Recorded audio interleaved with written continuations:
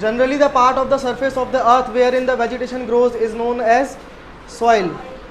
अर्थ का upper part या फिर सरफेस जहाँ पर हम एग्रीकल्चर, जहाँ पर जितना भी एग्रीकल्चर है वो ग्रो होता है, so that is soil. Soil is a thin layer composed of various elements on the surface of the earth. अब इसमें सिर्फ ऐसा नहीं है कि सिर्फ एग्रीकल्चर ही करेंगे, इसमें बहुत सारे मिनरल्स भी हमें मिलते हैं सॉइल से.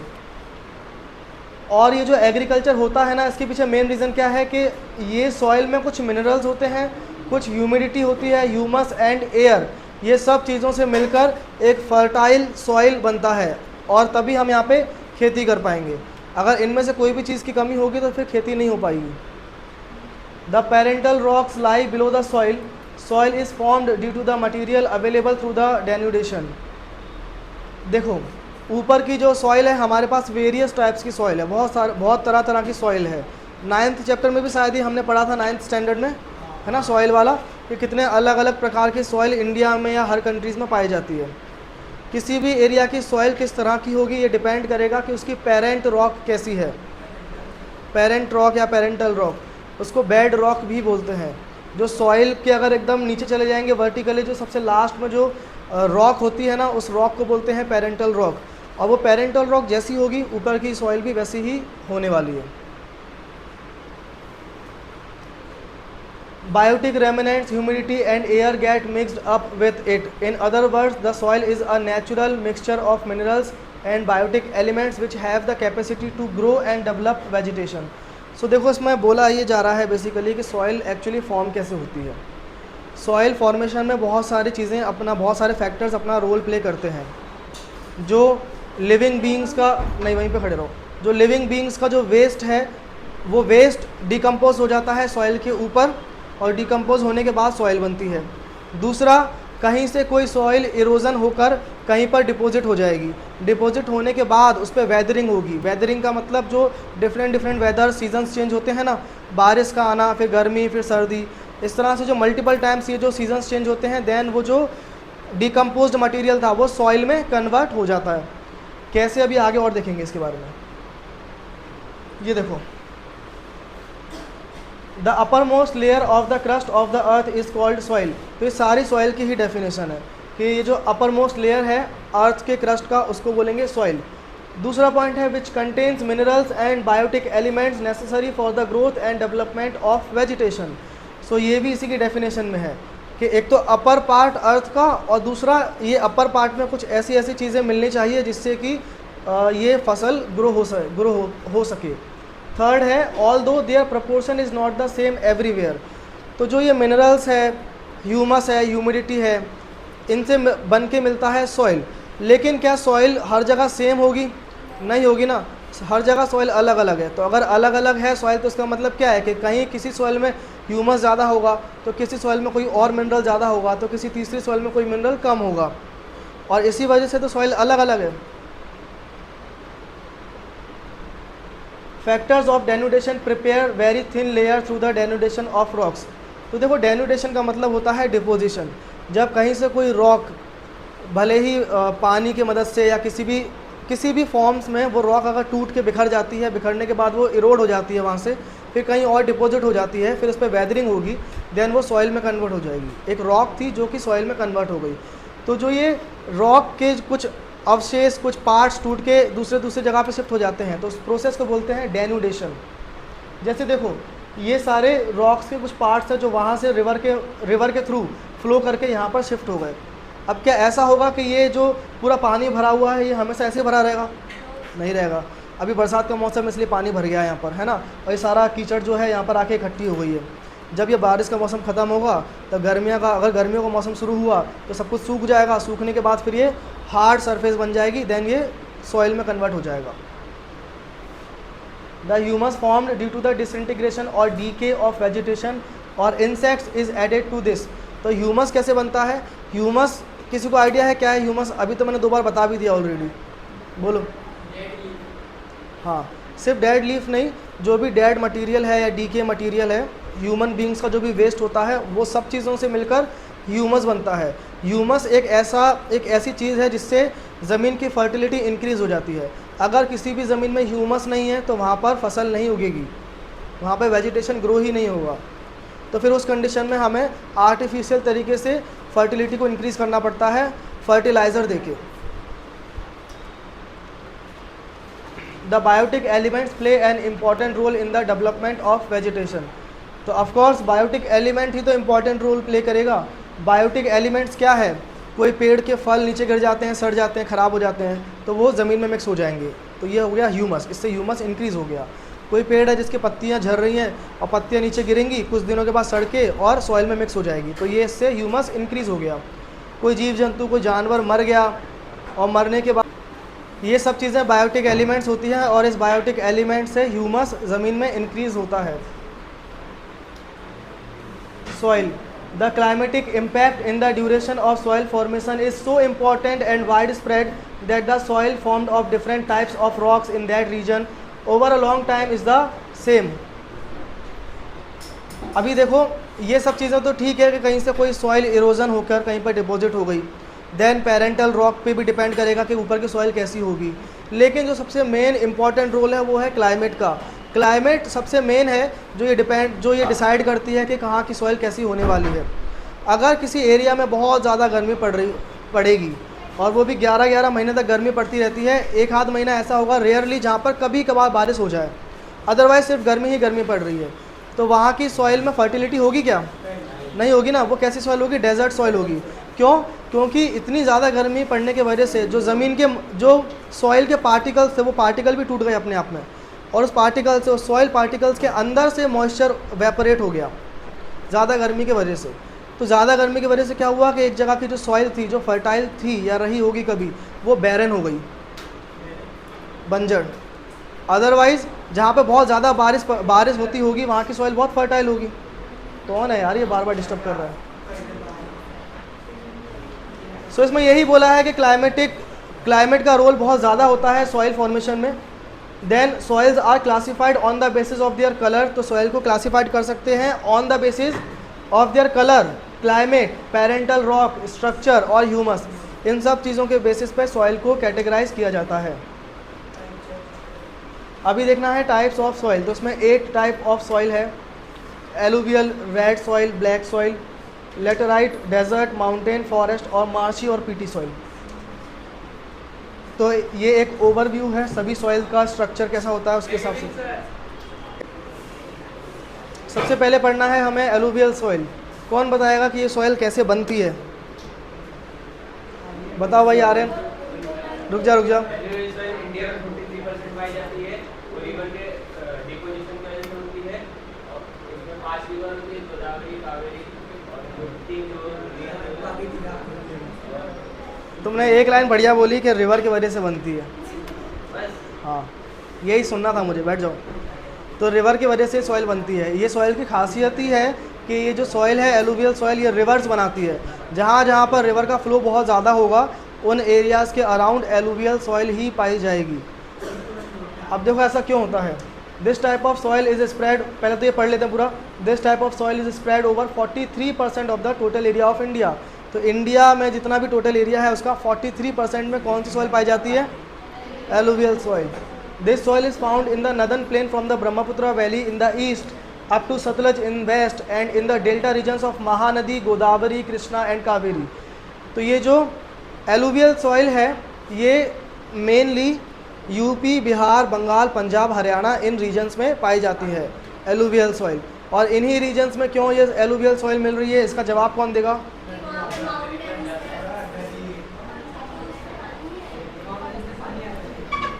माउंटेन से पानी आता है।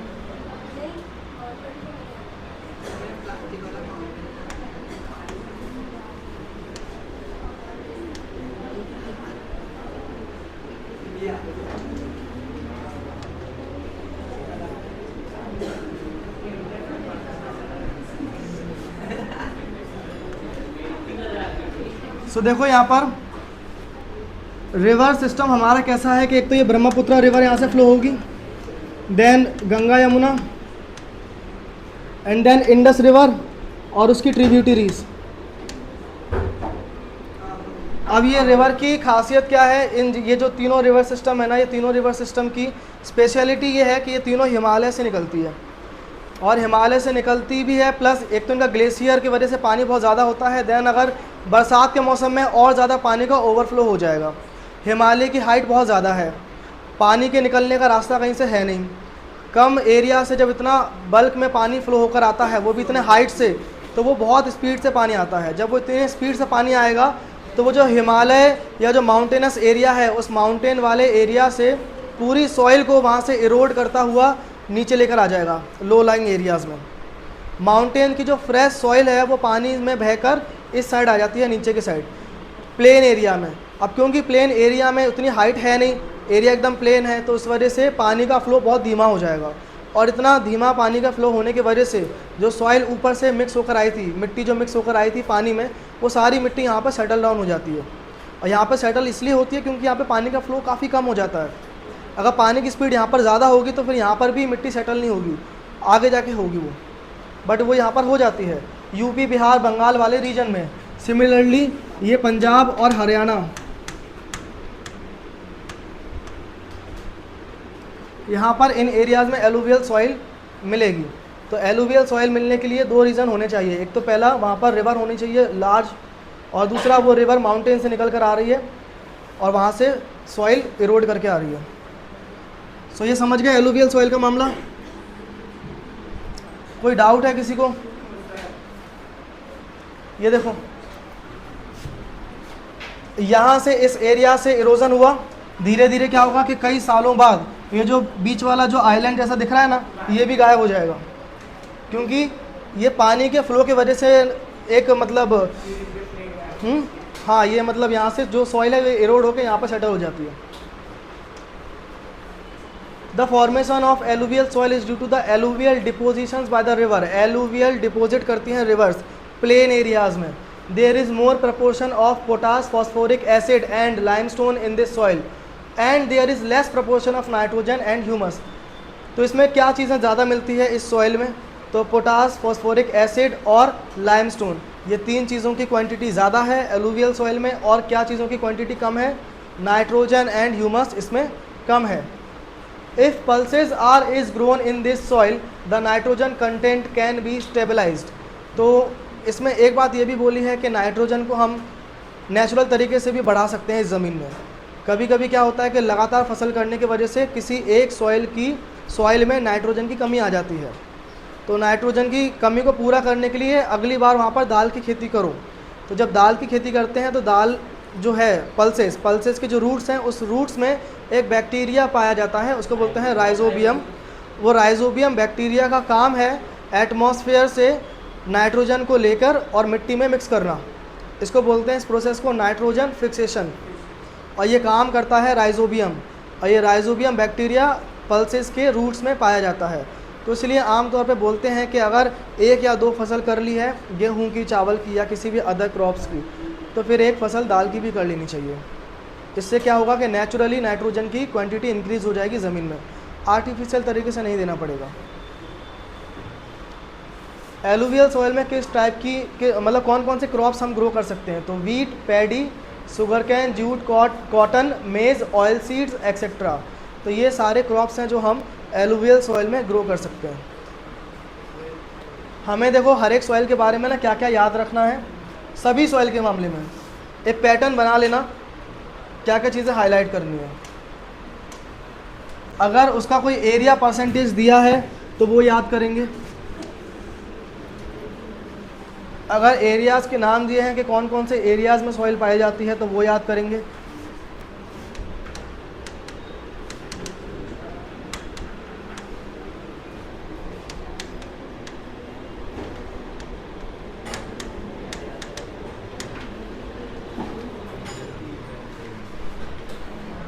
और ये तो याद करना ही है कि कौन सी सॉइल में किस चीज़ का प्रोपोर्शन ज़्यादा है और किस चीज़ का प्रोपोर्शन कम है, ये हर एक सॉइल का याद करना है हमें। देन कौन कौन से क्रॉप्स हम उगा सकते हैं। तो first, second, third point and fourth point, ये 4 पॉइंट हो गए। ये 4 पॉइंट तो याद करने ही करने हैं। इसके अलावा कुछ स्पेशल फीचर मिलता है किसी सॉइल के बारे में, तो वो 5वां पॉइंट हो जाएगा। जैसे ब्लैक सॉइल के मामले में स्पेशल फीचर ये है कि वहाँ पर कॉटन की खेती मतलब फेमस है कि ब्लैक सॉइल कॉटन की क्रॉप के लिए बेस्ट मानी जाती है। तो ये ब्लैक सॉइल का स्पेशल फीचर हो गया। इसका स्पेशल फीचर ये हो सकता है कि ये जो सॉइल है ये रिवर्स फॉर्म करती है। Then red soil,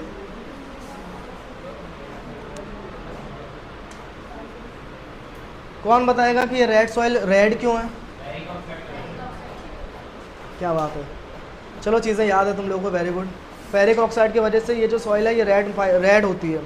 ferric oxide का मतलब एक तो फेरस मतलब आयरन और ऑक्साइड मतलब ऑक्सीजन। तो एटमॉस्फेयर से जो ऑक्सीजन मिल रहा है इस ज़मीन को, और ये जो ज़मीन है ये जो सॉइल है इसमें आयरन का कंटेंट बहुत ज़्यादा है, तो वो आयरन में रस्टिंग हो जाती है, केमिकल रिएक्शन होता है और इस वजह से आयरन टर्न्स इनटू रेड, और इस वजह से ये सॉइल रेड होती है। Occupies 19% of the total land of India. तो कितने परसेंटेज है? 19%। कहाँ कहाँ पर है देखो, तमिलनाडु, बुंदेलखंड में है, Bundelkhand region from Rajmahal hills to east में कच्छ इन द वेस्ट। मतलब ये बोला गया है इसमें तमिलनाडु से और नॉर्थ में बुंदेलखंड तक है ये, और ईस्ट में राजमहल हिल्स से लेकर गुजरात कच्छ। राजमहल हिल्स पड़ता है झारखंड उड़ीसा के साइड पे। सो ये पूरा इसका एक्सटेंड है। अब ऐसा नहीं है कि ये पूरे एरिया में ही रेड सॉइल पाई जाएगी, ऐसा नहीं होगा। कहीं कहीं पर रेड सॉइल मिलेगी, सब जगह नहीं मिलेगी, क्योंकि यही एरिया है जहाँ पर एलुवियल सॉइल भी मिलती है। सो इसलिए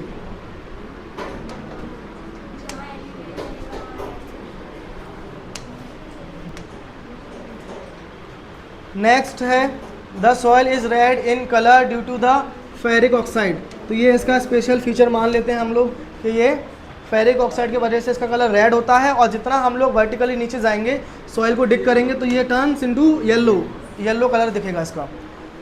lime, gravel, carbonate are not found in this soil. तो इस सॉइल में ये चीज़ें नहीं मिलती। देन किन चीज़ों की कमी है? तो लाइम की, मैग्नीशियम की और फॉस्फेट की, नाइट्रोजन और पोटाश, इन चीज़ों की कमी है, डेफिशिएंट है ये सॉइल में। फर्टिलाइज़र देने के बाद इसमें भी खेती कर सकते हैं। और किस चीज़ों की क्रॉप्स उगा सकते हैं हम लोग? मिलेट, कॉटन, वीट, जवार, लिनसीड, ग्राउंडनट एंड पोटैटो। हर एक सॉइल में बहुत सारे क्रॉप्स के नेम आएंगे, 2-2, 3-3 याद कर लेना, which is more than enough. अगला है ब्लैक सॉइल।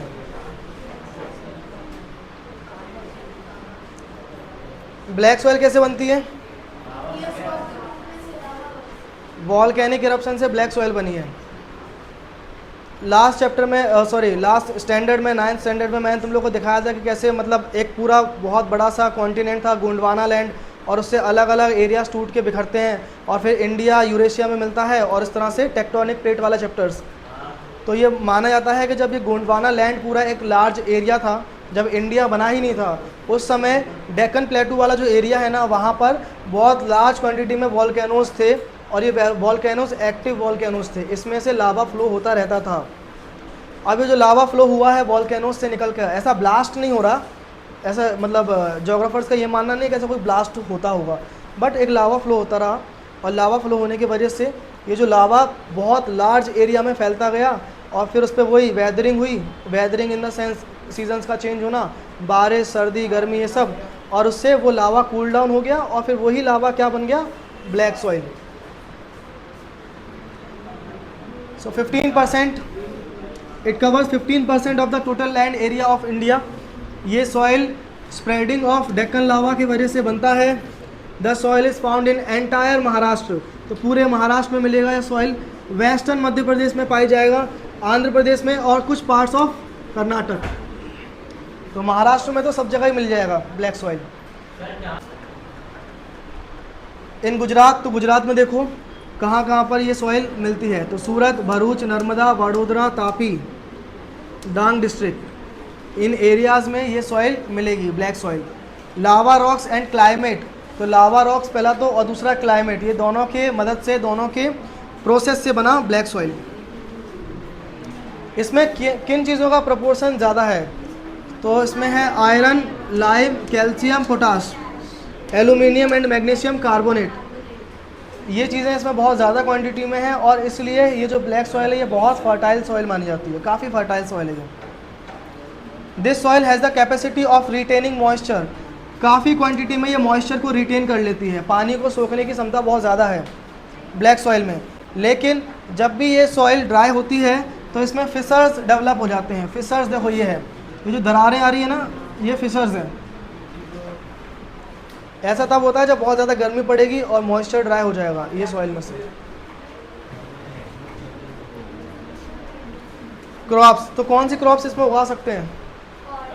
सबसे पहले तो कॉटन, कॉटन तो मेन है ये सॉइल के लिए। Then linseed, mustard, groundnut, tobacco etcetera, ये सारे क्रॉप्स भी इसमें ग्रो कर सकते हैं।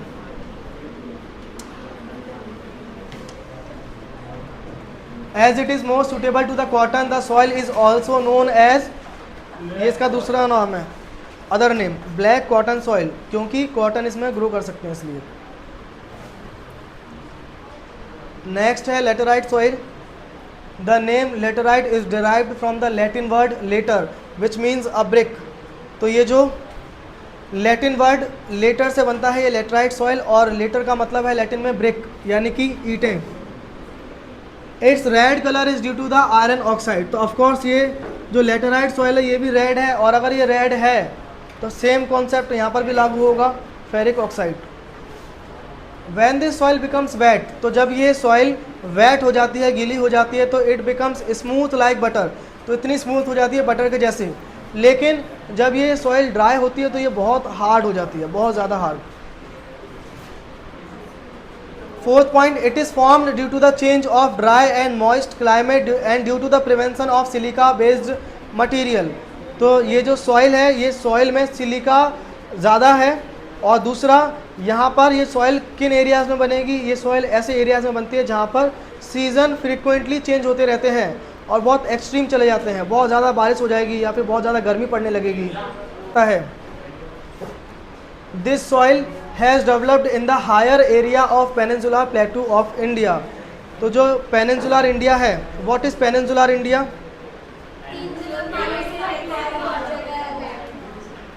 पेनिनसुला का मतलब है इंडिया का 3/4।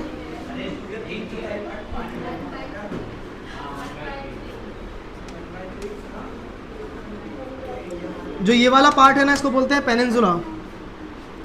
पेनिनसुला का मतलब होता है कोई भी एक ऐसा लैंड एरिया जिसके तीन साइड पानी से कवर्ड है और एक साइड मेन लैंड से। तो इसके देखो इंडिया के 3 साइड पानी से कवर्ड है तो इसको बोलते हैं पेनिनसुला। तो ये जो सॉइल मिलेगी लेटेराइट सॉइल, ये इस पेनिनसुला में पाई जाती है, और इस पेनिनसुला में भी हर जगह नहीं, इस पेनिनसुला प्लेट्यू में जो हायर एरियाज़ है, जो काफ़ी ऊंचाई पर है, उन जगहों पर ये लेटेराइट सॉइल मिलेगी।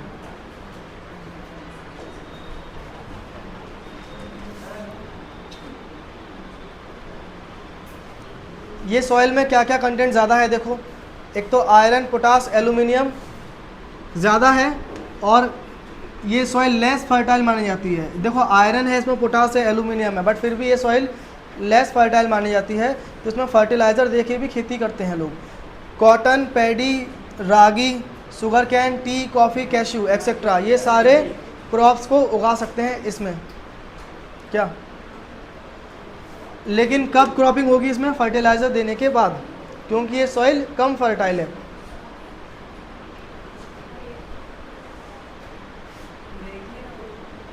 अरे वो मैगी नहीं है, रागी है। असल में वो जब मैं लिख रहा था ना, टाइप कर रहा था, तो वो ऑटो करेक्ट हो गया। वो ऑटो करेक्ट नहीं, वो ऑटो इनकरेक्ट हो गया वो। Desert soil, so this is desert soil. This type of soil is seen in the area where the climate is arid और सेमी एरिड। बताओ डेजर्ट सॉइल कैसे क्लाइमेट में मिलेगी? ये क्लाइमेट है,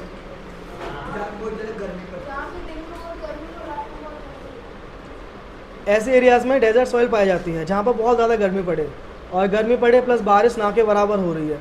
क्योंकि ये सॉइल में अगर बारिश नहीं हो रही है तो फिर मॉइस्चर का कंटेंट मिल नहीं रहा, इसको पानी मिल नहीं रहा, और गर्मी ज़्यादा पड़ने की वजह से जितना पानी इसमें अवेलेबल है सॉइल के पार्टिकल्स में वो भी इवेपोरेट हो गया।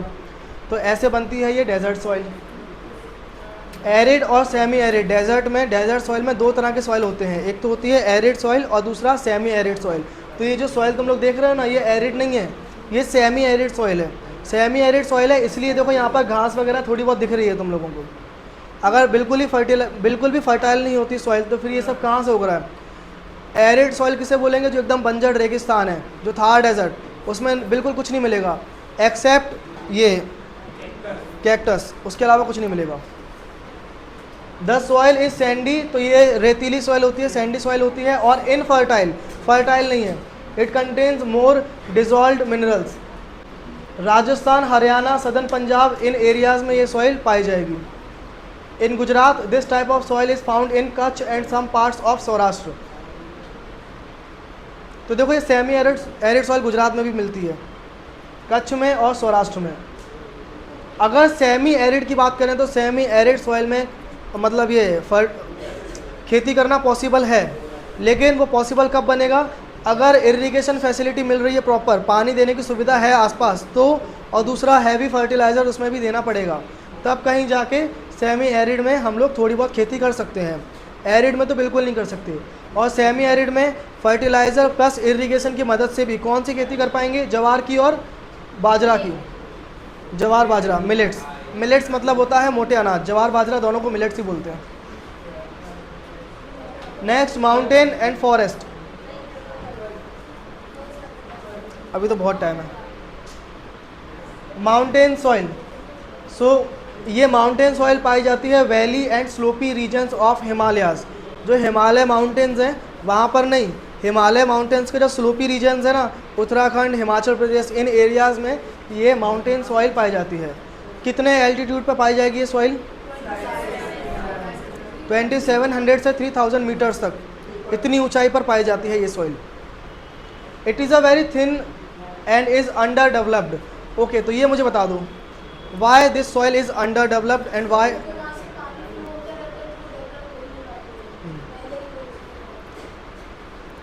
यही वाली बात है कि पानी फ्लो। अब देखो यही जो सॉइल है ना, यही आगे चल के एलुवियल सॉइल बनेगी। माउंटेन सॉइल है ये, okay.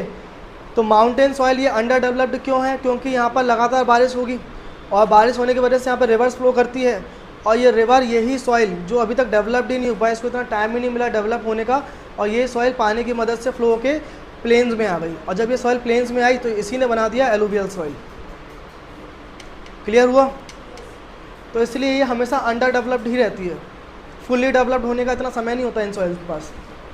The soil is found in, तो ये कहाँ पे मिलेगी? असम, दार्जिलिंग, उत्तराखंड, हिमाचल प्रदेश और कश्मीर। ये सारे ऐसे एरियाज़ है जो हिमालय माउंटेन्स के स्लोपी रीजन्स पे हैं, ये सारे states. In Himalayas the soil is found at a general altitude in the regions of pine and chir trees. तो हिमालयाज़ में जहाँ जहाँ पर पाइन एंड चड ट्रीज़ पाई जाती हैं वहाँ पर उस एरियाज़ में ये वाली सॉइल भी मिलेगी। तो ये हो गया माउंटेन। नेक्स्ट है फॉरेस्ट। अब ये फॉरेस्ट लिखा हुआ है इसमें, लेकिन फॉरेस्ट से तुम ये मत समझो ये भी हाई एल्टीट्यूड पे मिलते हैं। ये फॉरेस्ट पे मतलब ऐसे फॉरेस्ट में नहीं मिलेंगे मध्य प्रदेश में मिल रहे हैं कि गुजरात के फॉरेस्ट में, यहाँ नहीं मिलेंगे। ये बोल दिया है इन लोगों ने फॉरेस्ट, बट ये भी हाई एल्टीट्यूड पे मिलते हैं। इनफैक्ट ये जो माउंटेन सॉइल लिखा था ना, इससे भी ज़्यादा ऊपर देखो क्या लिखा हुआ है यहाँ पर, 3000 से 3100 मीटर्स की ऊंचाई पे मिलते हैं। मतलब जहाँ पर ये इनका माउंटेन सॉइल का रेंज ख़त्म होता है उसके भी ऊपर वाली रेंज पे। और ये सॉइल में आमतौर पर कॉनीफेरस फॉरेस्ट पाए जाते हैं। कॉनीफेरस फॉरेस्ट, जो क्रिसमस ट्री तुमने देखा होगा, तो हाँ, जिस टाइप का उसका स्ट्रक्चर होता है ना ट्री का, वैसा ही होता है कॉनीफेरस फॉरेस्ट। तो हिमालयाज़ में, सह्याद्री में, ईस्टर्न घाट्स में और तराई रीजन ऑफ हिमालयाज़, तो इन एरियाज़ में ये कॉनीफेरस फॉरेस्ट पाए जाते हैं और ये सॉइल पाई जाती है। डू यू नो सह्याद्री क्या होता है? सह्याद्री, सह्याद्री कहाँ पर पाया जाता है? कौन सा एरिया में? कोई महाराष्ट्र से नहीं है क्या यहाँ पे? महाराष्ट्र से लेकर जो कर्नाटक का जो एकदम कॉर्नर वाला एरिया है ना, कोस्टल एरिया, वहाँ पर बहुत सारे माउंटेन्स ही माउंटेन्स हैं, भर भर के माउंटेन्स हैं, और उसको बोलते हैं सह्याद्री। तुम लोगों ने शायद यूट्यूब पे शॉर्ट्स में या रील्स में, इंस्टाग्राम पे कई बार ऐसी वीडियोस देखी होगी कि एक ट्रेन निकल रही है गुफा के अंदर से, और ऊपर से झरना बह रहा है ट्रेन के ऊपर ही, और बहुत बड़ा माउंटेन्स ही माउंटेन्स फॉरेस्ट वाला एरिया है, और गाना चलता है धीवरा वाला, है ना। तो ये रील तुमने बहुत देखी होगी, एक्चुअली वो सह्याद्री है। वो पूरा गोवा, कर्नाटका, महाराष्ट्र का पूरा जो कॉर्नर वाला एरिया है ना, कोस्टल एरिया, वो एरिया है। बहुत शानदार नज़ारा है वहाँ का, बहुत शानदार। एक ट्रेन चलती है महाराष्ट्र से गोवा तक के लिए, और उस ट्रेन में अगर बैठ जाओगे ना तो पूरी नेचुरल ब्यूटी दिख जाएगी। वो ट्रेन चलती ही उस रूट पर है। उस ट्रेन का नाम है मडगांव एक्सप्रेस। हाँ, मैं गया हूँ, Madgaon express. The surface of the earth is covered by the shaded leaves. तो ये जो फॉरेस्ट है इसका देखो क्या है मामला। The surface of earth is covered by the shaded leaves of the trees and upper part of the land becomes black due to increase in the humus cause due to the decaying leaves. अब क्योंकि यहाँ पर बहुत heavy forested area है, ये बहुत सारे पेड़ लगे हुए हैं, तो इनके जो लीव्स गिरते हैं इसके वजह से सॉइल में ह्यूमस का कंटेंट बहुत ज़्यादा बढ़ जाता है। और इतना ज़्यादा ह्यूमस होने की वजह से ये जो सॉइल है ये काफ़ी ज़्यादा ब्लैक होगी, डार्क सॉइल होगी, मतलब ब्लैक सॉइल नहीं, डार्क होगी बहुत। इट चेंजेस इनटू ब्लू और red colour while going down with in the land. तो जैसे रेड सॉइल में क्या था कि जब हम लैंड के अंदर देखते हैं तो उसमें येलो सॉइल मिलती है, वो येलो हो जाती है, वैसे ही इसमें थोड़ा ब्लूइश और रेडिश कलर होगा। किस टाइप की क्रॉप्स इसमें उगा सकते हैं? तो टी, कॉफ़ी, स्पाइसेस, वीट, मेज, बार्ली, पैडी एक्सेट्रा, इस तरह के क्रॉप्स हम लोग इसमें ग्रो कर सकते हैं। कौन से सॉइल में? फॉरेस्ट सॉइल में। अगला आता है मार्शी एंड पीटी सॉइल। तो मार्शी एंड पीटी सॉइल है, ये जो दलदली मिट्टी होती है ना, जिसमें बहुत ज़्यादा पानी होता है, दलदल होता है, ये इसको बोलते हैं मार्शी और पीटी सॉइल। ये सॉइल बहुत ज़्यादा पाई जाती है सुंदरबन वाले एरिया में, जो मैंग्रोव फॉरेस्ट वहाँ पर मिलता है ना, सुंदरबन वेस्ट बंगाल वाला एरिया, वहाँ पर यही सॉइल मिलेगी। क्यों? क्योंकि वहाँ पर बहुत ज़्यादा बारिश होती है। बारिश इतना ज़्यादा होती है कि पूरे पानी में भी, मिट्टी में भी पूरा पानी ही पानी भर जाता है। ये देखो यहाँ पर ये दिख रहा है ना, ये दिस इज़ मार्शी या peaty soil. This type of soil develops in humid regions. तो ह्यूमिड का मतलब क्या होता है? जहाँ पे मॉइस्चर बहुत होता है, पानी, बरसात बहुत होती है, उसको बोलते हैं humid regions. Due to the accumulation of biotic elements, और इसमें बायोटिक एलिमेंट्स एक्यूमुलेट हो जाते हैं, पानी में मिक्स हो जाते हैं, और इस वजह से ये मार्शी या पीटी सॉइल बनती है। रेनी सीजन में ये जो लैंड है ये पानी में सबमर्ज हो जाएगी, और जैसे जैसे मौसम थोड़ा हल्का होगा रेनी सीजन में तो वाटर रिसीड करेगा और फिर इसमें पैडी ग्रो कर सकते हैं easily. There is an excess of biotic elements, और इसमें बायोटिक एलिमेंट्स बहुत ज़्यादा होता है और इसलिए फर्टाइल सॉइल है काफ़ी ज़्यादा। लेकिन क्या चीज़ें इसमें नहीं है? तो इसमें नहीं है फॉस्फेट और पोटैश, ये दो चीज़ें इसमें नहीं है। ये सॉइल मिलेगी हमें Odisha, West Bengal, coastal Tamil Nadu, central area of northern Bihar and in Almora district of Uttarakhand. The soil has very limited extent. ये सॉइल का एक्सटेंट काफ़ी लिमिटेड है, हर जगह नहीं मिलेगी, बहुत ही लिमिटेड जगह पर ये सॉइल मिलती है। ये सॉइल केवल वहीं मिलेगी जहाँ पर बहुत ज़्यादा मूसलाधार बारिश हो रही है, बहुत ज़्यादा बारिश होती होगी। ऐसा नहीं कि एक ही हफ्ते में बहुत ज़्यादा बारिश हो गई, वो नहीं, बारिश होती ही रहती है। सो हमने टाइप्स ऑफ सॉइल पूरा कंप्लीट कर लिया। इसमें किसी को कुछ पूछना है? बताओ क्या समझ में नहीं आया? सो रहे थे क्या? मार्शी और पीटी सॉइल में ये बोला जा रहा है जहाँ पे बहुत ज़्यादा बारिश होती है वहाँ पर ये मार्शी और पीटी सॉइल मिलेगी। क्यों मिलती है वहाँ पर? क्योंकि ये है दलदली मिट्टी, जिसमें जो दलदल बन जाता है ना, वैसा इसमें बहुत ज़्यादा पानी भर जाता है इस मिट्टी में, प्लस यहाँ पर बायोटिक एलिमेंट्स इसी पानी के साथ मिक्स होके ये सॉइल बनाते हैं। ये सॉइल बहुत ज़्यादा फर्टाइल सॉइल है और इसमें पैडी ग्रो होता है, पैडी की खेती होती है, मतलब चावल की। चावल के अलावा और भी चीज़ों की खेती कर सकते हैं। बहुत फर्टाइल सॉइल मानी जाती है और इन एरियाज़ में मिलती है। Odisha, West Bengal, coastal Tamil Nadu, northern Bihar, Almora district of UK, Uttarakhand. और ये सॉइल का लिमिटेड एक्सटेंट है, काफ़ी कम जगह पर ही मिलती है।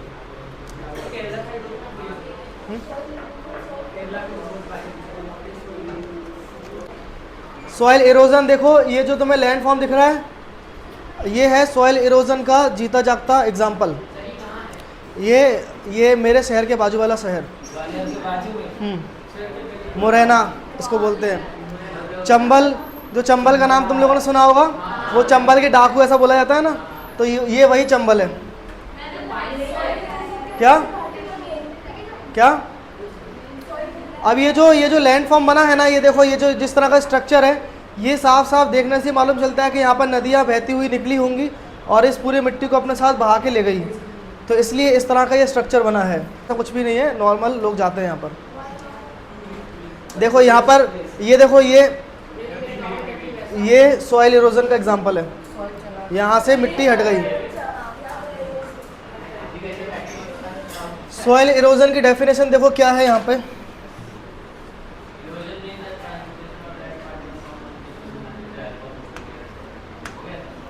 Erosion means the transportation of land particles from one place to another with the help of moving air and water। ये इरोजन की एग्जैक्ट डेफिनेशन तुम लोगों को रटनी है और याद करके इसको लिखना है हर बार जब भी इरोजन का क्वेश्चन कुछ आता है तब। तो सॉइल इरोजन का मतलब एक लैंड पार्टिकल्स का ट्रांसपोर्ट हो जाना from one place to another place, और ये ट्रांसपोर्टेशन का काम करता कौन है? एयर और वाटर। एयर के थ्रू मिट्टी के जो सॉइल के जो पार्टिकल्स है वो उड़ के एक जगह से दूसरी जगह शिफ्ट हो जाते हैं, और पानी से तो बहुत ज़्यादा मिट्टी शिफ्ट हो जाती है बह के। In other words, the faster transportation of the particles of the surface land to other place by natural forces. तो अगर दूसरे शब्दों में कहें तो नेचुरल फोर्सेस की मदद से जो सरफेस ऑफ लैंड है वो शिफ्ट हो जाता है दूसरी जगह, तो उसको भी सॉइल इरोजन ही बोलेंगे। It take many years to form the upper layer. तो ये जो अपर लेयर है सॉइल की, so this is upper layer, ये पूरा अपर लेयर है सॉइल की, और इसको बनने में कई साल लगते हैं, तुरंत नहीं बन जाता है। लेकिन जब ये बारिश होती है और रिवर में फ्लड आएगा तो उसमें एक ही साल में काफ़ी सारी मिट्टी एक जगह से दूसरी जगह शिफ्ट हो जाएगी। Because of the heavy rain, तो हैवी रेन की वजह से, स्टॉर्मी विंड्स की वजह से, एग्रीकल्चरल प्रोडक्शन, मतलब ये मिट्टी शिफ्ट हो जाएगी, जो फर्टाइल सॉइल है वो दूसरी जगह शिफ्ट हो गई, और उसकी वजह से जो एग्रीकल्चरल प्रोडक्शन है वो डिक्रीज़ हो जाएगा। डिक्रीज़ क्यों होगा? क्योंकि ये जो सॉइल थी, फर्टाइल सॉइल थी, यहाँ पे खेती की जा सकती थी, लेकिन वो सॉइल अब वहाँ से हट गई। तो अब जो सॉइल, जिस सॉइल पे हम खेती करेंगे वो फर्टाइल नहीं रही, वो नीचे की सॉइल है, ऊपर की नहीं है, ह्यूमस नहीं है उसमें, तो इसलिए एग्रीकल्चर प्रोडक्शन कम हो जाएगा। Next point, it is extremely necessary to maintain the upper layer for agriculture. तो एग्रीकल्चर करने के लिए जो सॉइल की अपर लेयर है उसको मेंटेन करना बहुत ज़रूरी है, बिकॉज अपर लेयर जो होती है सॉइल की, उसी में ह्यूमस होता है, मॉइस्चर होता है, मिनरल्स होते हैं, और ये सब चीज़ें ज़रूरी है एग्रीकल्चर के लिए। So the soil erosion should be prevented. तो इसलिए हमें सॉइल इरोजन को होने से रोकना पड़ेगा, हमें कुछ ऐसे स्टेप्स लेने पड़ेंगे जिससे कि सॉइल इरोजन ना हो। Measures to prevent soil erosion. अब कौन कौन से मेजर्स लिए जा सकते हैं सॉइल इरोजन को रोकने के लिए? तो देखो तुम्हारे टेक्स्ट बुक में ये पूरा पैराग्राफ है क्या?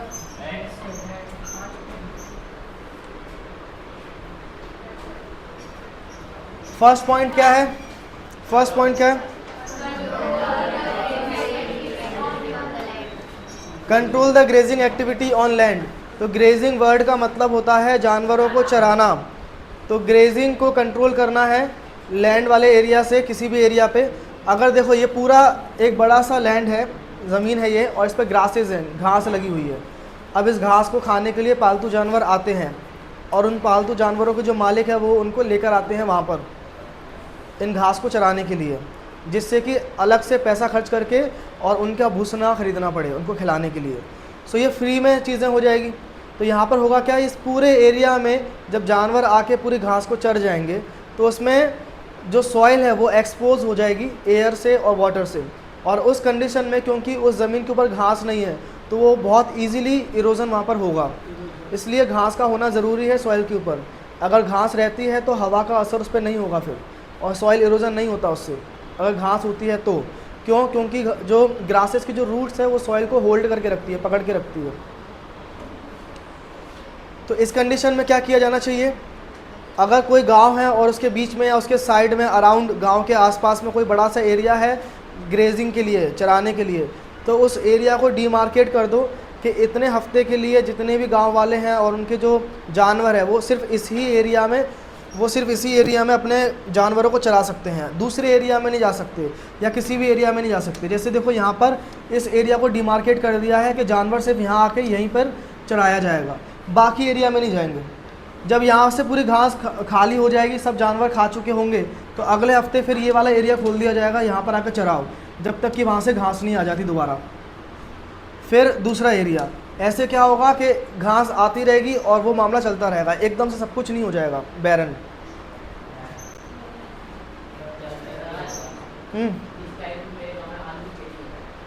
इस तरह से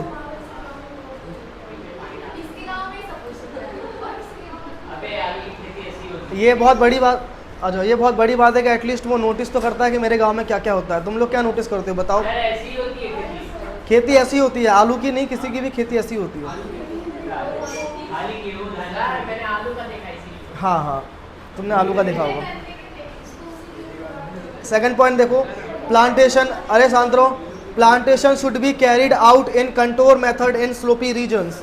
इसको बोलते हैं कंटोर मेथड, मतलब ऐसे लैडर्स बना देना। अब देखो पहाड़ी जो एरियाज़ हैं जहाँ पे बड़े बड़े पहाड़ हैं, तो वहाँ पर खेती करना बहुत मुश्किल काम हो जाता है, क्योंकि खेती करना बहुत ईजी है प्लेन एरिया में। प्लेन एरिया में खेती ईजिली हो सकती है, तो इसलिए यूपी, बिहार, बंगाल जो कि प्लेन एरिया है वहाँ पर बहुत ज़्यादा खेती होती है। लेकिन पहाड़ी एरिया में होना मुश्किल है, क्योंकि समतल भूमि नहीं है, कहीं ऊंचा कहीं नीचा ऐसा है। और फिर बाढ़ आने की भी संभावना वहाँ पर रहती है, क्योंकि पहाड़ से पूरा पानी इकट्ठा होकर नीचे आता है, तो फिर पानी का फ्लो बहुत ज़्यादा हो जाएगा। तो फिर पेड़ लगाएंगे तो खेती कहाँ करेंगे? हाँ, इधर देखो, केले के पेड़, रुक जाओ। कंटोर मेथड एक मेथड है जिसके मदद से पहाड़ों पर भी खेती की जा सकती है, और यहाँ पर आमतौर पर चाय की खेती होती है। ये लोग क्या करते हैं, ऐसे लेडर्स बना, तुम्हें कैसे पता?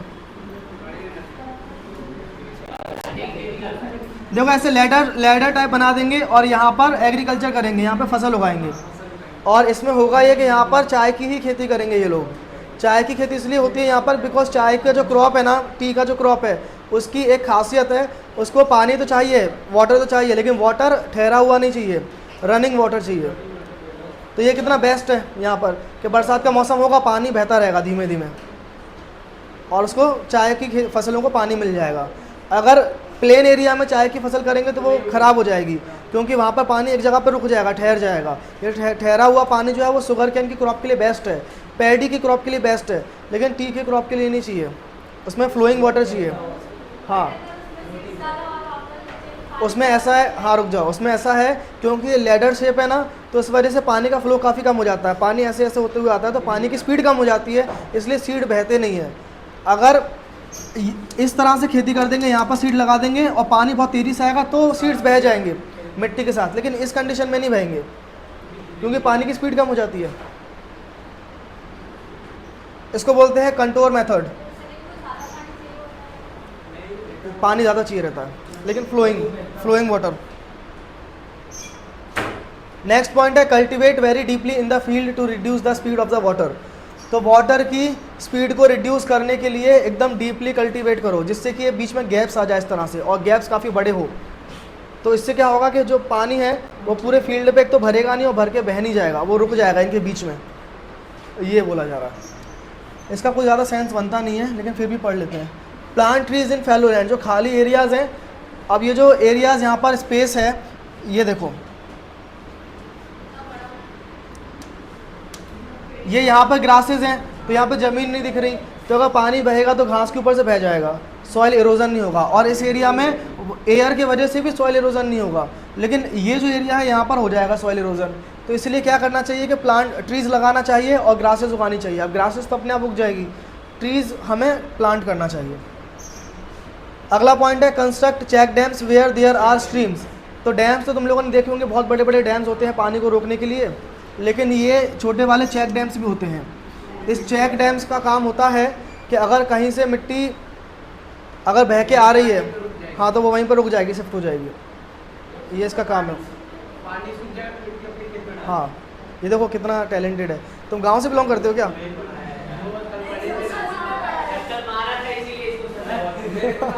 एक बार के मार से तुम इतने इंटेलिजेंट हो गए। सही नहीं, वो सही बोल रहा है। मिट्टी को रोकने के लिए चेक डैम्स बनाए जाते हैं।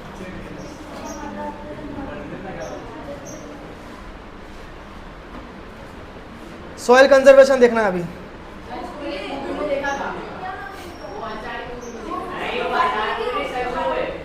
सदगुरु है, आसाराम नहीं है भाई। मतलब हर दाढ़ी वाला आदमी आसाराम दिखता है कि तुम्हें? ये जो है ना, इन्होंने एक पूरा मूवमेंट चलाया था सेव सॉइल का, सेव सॉइल का मूवमेंट चलाया था इन्होंने। और ये बहुत मतलब जगह जगह पर जाके लोगों को अवेयर करते थे कि हमें अपनी मिट्टी को बचाना चाहिए, सॉइल को बचाना चाहिए। और इन्होंने बहुत सारे स्टेप्स लिए हैं वहाँ पर भी, उस शहर में भी, जिस शहर में इनका पूरा ये सेंटर बना हुआ है। जगह जगह पे लोगों को जाके बहुत ज़्यादा अवेयर करते हैं कि सेव सॉइल, सेव सॉइल। तो इसलिए मैंने इनकी फ़ोटो डाली है। हाँ,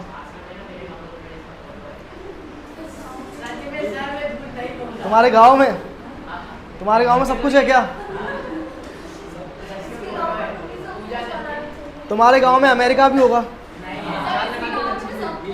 आईफिल टावर भी होगा कहीं तुम्हारे घर के पीछे, और घर के आगे स्टैचू ऑफ यूनिटी, लिबर्टी। अबे यार, और रुक जाओ। ठीक है, चलो मजाक मस्ती से हटके पहले यहाँ पर ध्यान दो। क्या?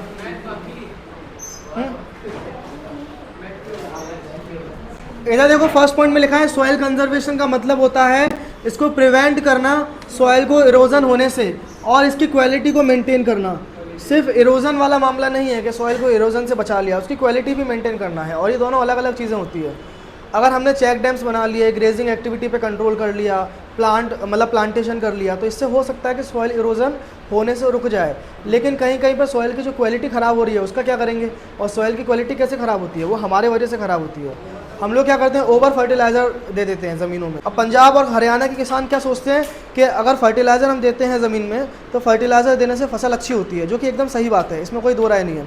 लेकिन उनको ये ऐसा गलत लगता है कि ज़्यादा फर्टिलाइज़र देंगे तो ज़्यादा अच्छी फसल होगी। ऐसा नहीं होता, ऐसा बिल्कुल भी नहीं होता। अगर तुम बीमार हो, तुम्हारे शरीर में किसी चीज़ की कमी है, विटामिन की, मिनरल की, किसी भी चीज़ की, और उसकी वजह से तुम बार बार बीमार पड़ रहे हो, तो डॉक्टर क्या बोलेगा कि अच्छा इसकी ये एज है, ये मेल है या फीमेल है, इतनी एज है इसकी और इतनी कमी है, तो उसको एक टैबलेट दे देगा विटामिन की या कैल्शियम की, और बोलेगा कि तुम्हें डेली के एक खाना है। तो अगर तुम एक गोली खाओगे तो तुम्हें सही लगेगा कि हाँ भाई हमारी कमी पूरी हो रही है, अच्छी चीज़ है। अब तुम लोग ये सोचो कि यार विटामिन की कमी कम है, मतलब बॉडी में कम है विटामिन, तो काम करते पूरा पत्ता खा लेते हैं गोली का एक ही दिन में, तो फिर बीमार पड़ोगे, ऑफकोर्स पड़ोगे।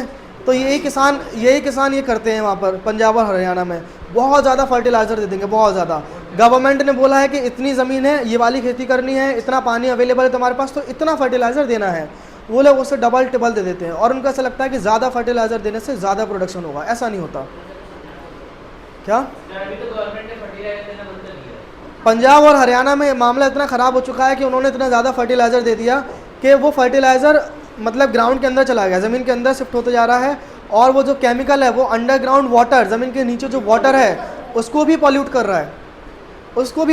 रहा है, और इवन जो मिट्टी जो है उस मिट्टी को भी ख़राब कर रहा है, मिट्टी को सलाइन बना रहा है, खारी बन रही है मिट्टी में कंटेंट जो नमक का है वो बढ़ रहा है, और ऐसा होता रहा तो एक समय पे मिट्टी पूरी बंजर हो जाएगी, वो रेत बन जाएगी। तो इसको बोलते हैं मिट्टी की क्वालिटी का ख़राब होना। सेकेंड पॉइंट देखो, soil conservation is directly connected to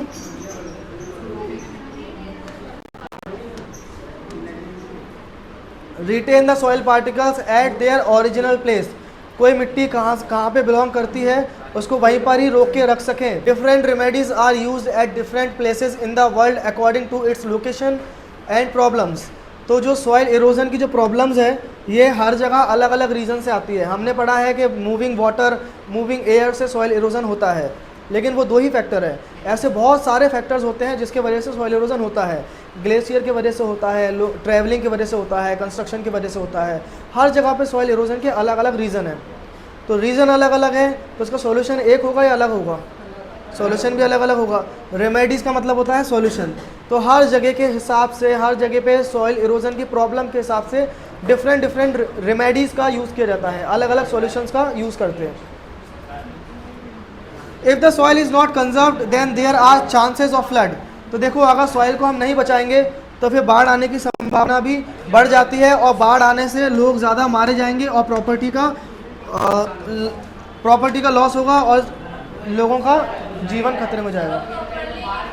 वो प्रॉपर्टी है, वो एल हो गया क्या?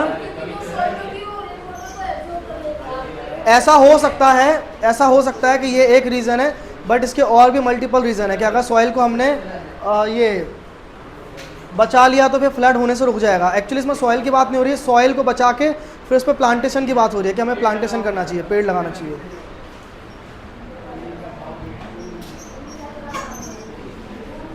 तो इसलिए सॉइल कंजर्वेशन नेसेसरी है। अब कैसे हम सॉइल को बचा सकते हैं, इसमें और पॉइंट्स लिखे हुए हैं, अपनी टेक्स्ट बुक में देखना।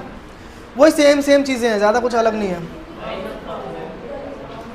अब क्योंकि जो पेड़ के रूट्स हैं ये पकड़ के रखते हैं सॉइल को, और इसलिए प्लांटेशन करना चाहिए। ट्रीज लगाना चाहिए at river gorges and mountain slope.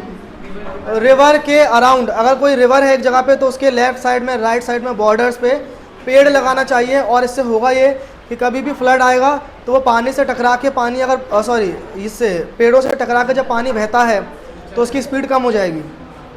कभी तुम लोग अडाजन गए हो, बीच में पुल पड़ता है, ब्रिज पड़ता है, तो तुम लोग देखना तापी रिवर्स के अराउंड, दोनों अराउंड बहुत सारे पेड़ लगे हुए हैं। तो ये कॉन्सेप्ट है। माउंटेन स्लोप्स पे पेड़ लगाए जाते हैं। माउंटेन स्लोप्स पे पेड़ लगाना इसलिए ज़रूरी है, अगर माउंटेन स्लोप्स पे पेड़ नहीं लगाएंगे तो माउंटेन्स के अराउंड जितने भी गांव होंगे वहाँ पर बहुत तेज़ी से पानी भर जाएगा।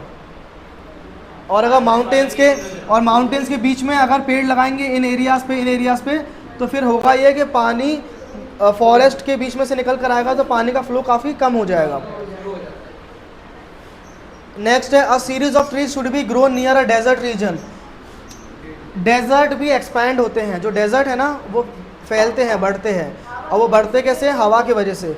हवा की वजह से जो सॉइल के पार्टिकल्स हैं, जो डेजर्टेड सॉइल के पार्टिकल्स हैं, वो एक जगह से दूसरी जगह शिफ्ट हो जाएंगे। तो इससे क्या करना, इसके लिए हमें क्या करना चाहिए? पेड़ लगाना चाहिए बड़े बड़े। जब वो पेड़ लगाएंगे तो उससे ये डेजर्टिफिकेशन का जो एक्सपेंशन है वो रुक जाएगा या कम हो जाएगा। क्या? अरे डेजर्ट पे नहीं, डेजर्ट के बॉर्डर पे, किनारे पे। The river flood should be controlled by diverting their flow in other rivers, dry river beds from dry river beds। देखो इसमें ये बोला गया है बेसिकली, फ्रॉम नहीं है ये, और या इन है। इसमें ये बोला गया है अगर एक ऐसी कोई रिवर है जिसमें पानी बहुत ज़्यादा फ्लो होता है, बहुत ज़्यादा पानी है उस रिवर में, और बारिश की वजह से उसमें पानी और ज़्यादा भर जाएगा तो बाढ़ आने की संभावना है, तो हम ये काम कर सकते हैं कि कैनाल बना सकते हैं और उसका जो पानी है हम किसी दूसरी रिवर में शिफ्ट कर सकते हैं जहाँ पर जो ड्राई रिवर है। तो अभी गवर्नमेंट ने एक प्रोजेक्ट भी चलाया है। कौन सा प्रोजेक्ट बताया था मैंने? 2 रिवर को लिंक करने का प्रोजेक्ट था वो, आदिवासियों का। हाँ, किसी को याद है उस प्रोजेक्ट का नाम? Ken Betwa link project.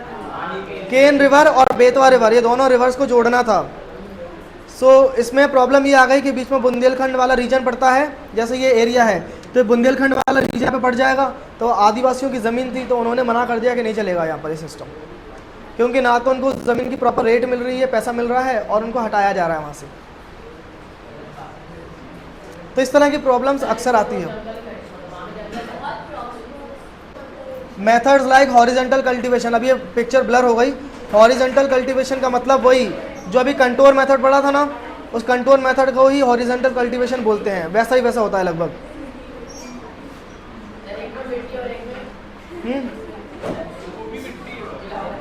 इसमें यह बोला गया है, इसमें ये जो ब्राउनिश मिट्टी है ना, इसमें ह्यूमस का कंटेंट काफ़ी कम है, ये लाइट कलर है इसका। तो डार्क कलर मिट्टी का तब होता है जब उसमें ह्यूमस बहुत ज़्यादा होता है। जितना नहीं, ब्लैक नहीं है, ये डार्क है, इसका डार्क कलर है, ब्लैक नहीं है। हाँ यही, ये ब्लैक सॉइल, वही। हाँ, एक्चुअली वो ब्लैक सॉइल दिखती है क्योंकि उसका कलर काफ़ी डार्क हो जाएगा, और डार्क किसी भी मिट्टी का कलर तब होता है जब उसमें ह्यूमस बहुत ज़्यादा होता है। ब्लैक सॉइल में ह्यूमस बहुत होता है। Bye implementing these remedies soil can be conserved. The conservation of soil is a strong necessity today. तो गवर्नमेंट, सोसाइटी और लोगों की तीनों मिलके जब टुगेदर काम करेंगे तभी सॉइल को बचाया जा सकता है। केवल गवर्नमेंट काम करे तो नहीं काम चलेगा, हमें भी कुछ सोचना चाहिए इस बारे में।